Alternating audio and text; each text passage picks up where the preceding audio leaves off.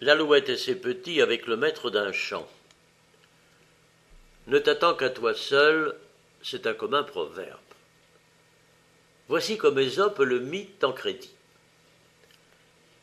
Les alouettes font leur nid dans les blés quand ils sont en herbe, c'est-à-dire environ le temps que tout aime et que tout pullule dans le monde. Monstres marins au fond de l'onde, tigres dans les forêts, alouettes aux champs.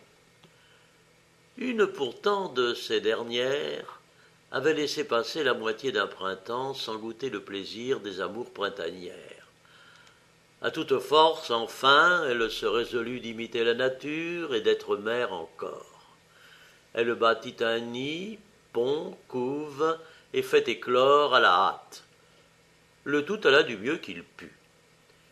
Les blés d'alentour mûrent avant que la nitée se trouvât assez forte encore pour voler et prendre l'essor. De mille soins divers, l'alouette agitée s'en va chercher pâture, avertit ses enfants d'être toujours au guet et faire sentinelle.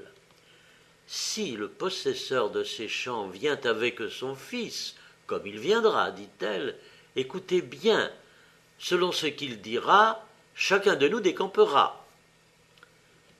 Sitôt que l'alouette eut quitté sa famille, le possesseur du champ vint avec son fils. « Ces blés sont mûrs, dit-il. Allez chez nos amis, les prier que chacun, apportant sa faucille, nous vienne aider demain dès la pointe du jour. » Notre alouette de retour trouve en alarme sa couvée.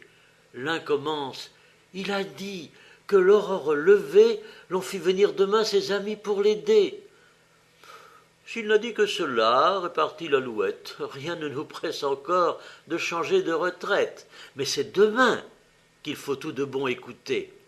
Cependant, soyez gais, voilà de quoi manger. » Heureux repus, tout s'endort, les petits et la mère.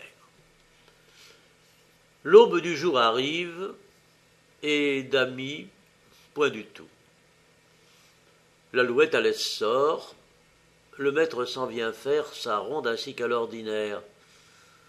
Ces blés ne devraient pas, dit-il, être debout. Nos amis ont grand tort, et tort qui se repose sur de tels paresseux à servir un si lent.